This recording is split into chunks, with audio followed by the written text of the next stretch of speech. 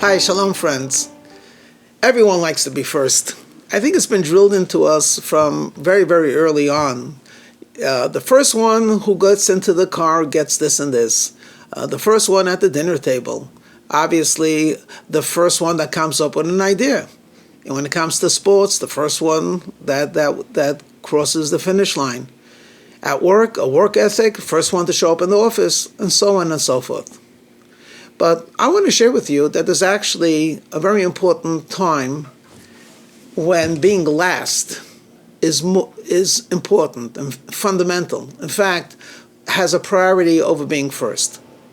Let me introduce it with I don't know if this is actually factual, but this is what I read, that many years ago, when they built a bridge over some type of a chasm, they had, of course, the finest engineers, and they had many thousands of workers actually working on it, and they constructed this beautiful bridge.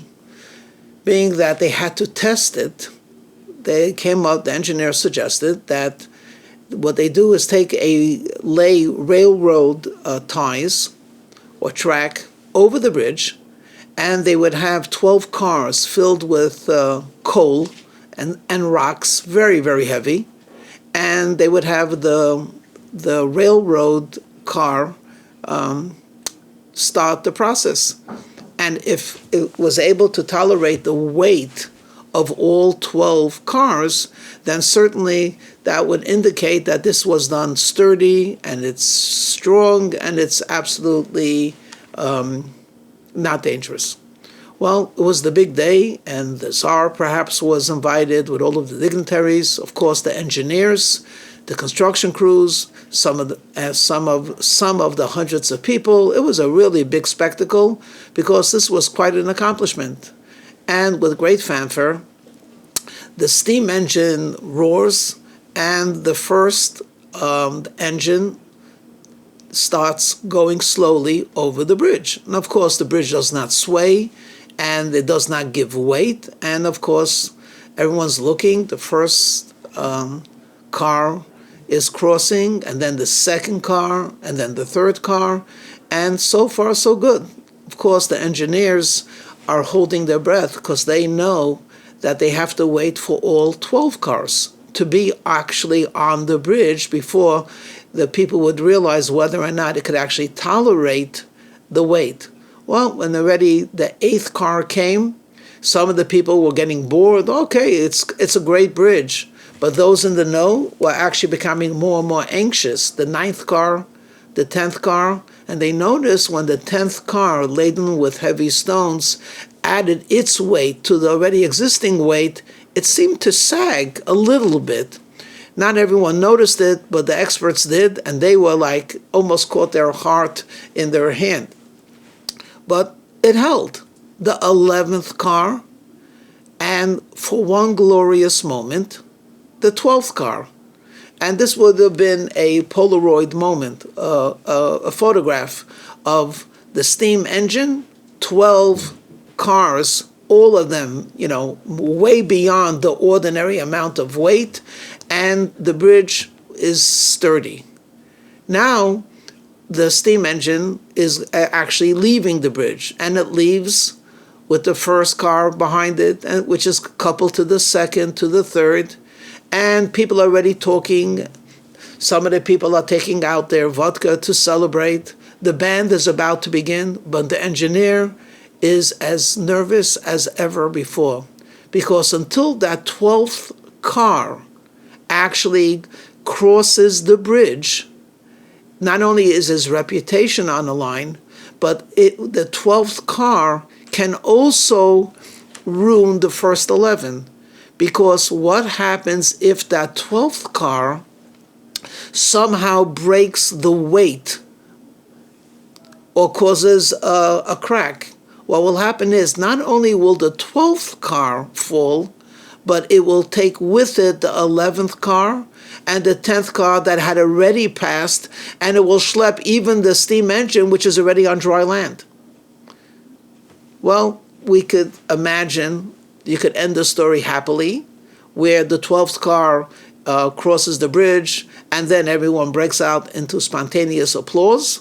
Or you could choose to end it differently, that the 12th car somehow begins to, they notice that under the weight of the 12th car, there seems to be some cracks, and it's breaking.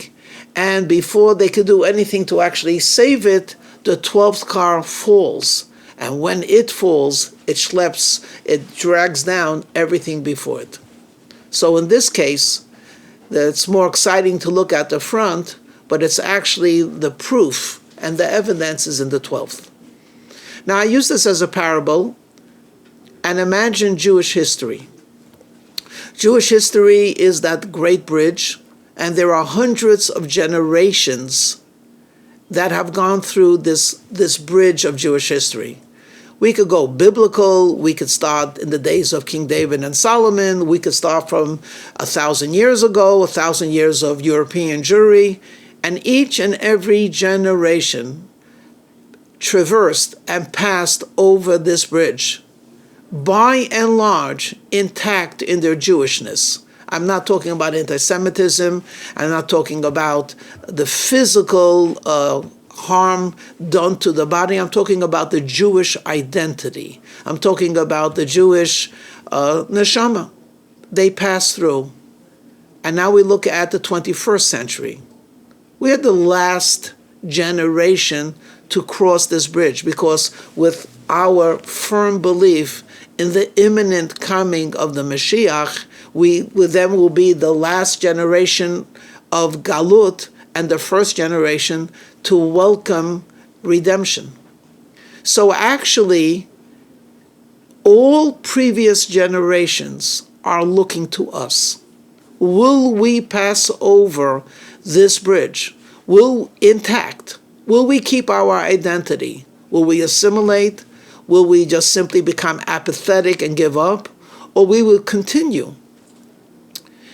Paradoxically, it's never been easier, nor has it ever been more difficult for us to celebrate and identify as Jews. It's never been easier. With God's infinite kindness to us, we are living in a good country, and by and large, the world tolerates or occasionally encourages Jews to do what's right. But it's also the most difficult, because there's so much, I don't even know how to describe it, but there's just so many distractions, and there's just so much I'll use the word evil, that tempts us, that we're not motivated. And here we have to be reminded, we're not only representing ourselves, all of the generations are connected.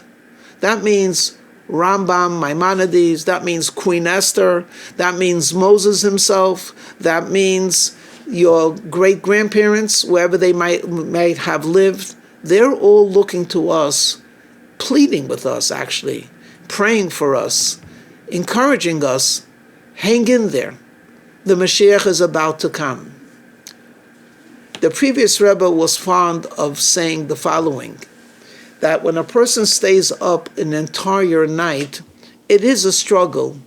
But when does he feel the fatigue the most? Right before dawn. So imagine, the sun set at 7:30, and he's up, and it's 11, it's 2, it's 3, it's 4, and it's around 40 minutes before dawn, and suddenly he just feels the weight of the night. If he just hangs in there for that 40 minutes, he will have stayed up that entire night. But he says to himself, I'm so tired, just a couple of minutes. And he does that. And that couple of minutes negates that entire struggle of staying up to be accomplished that whole night being up. We're literally moments before dawn. Let's not close our eyes. Let's not feel the fatigue. On the contrary, let's hear the encouragement that is being shouted at us from above and from our high. And let's hear the message of our holy teachers that tell us that good things, holy things, wonderful things are about to appear. Just continue and be vibrant Jews, and you'll be able to celebrate that coming soon. Amen.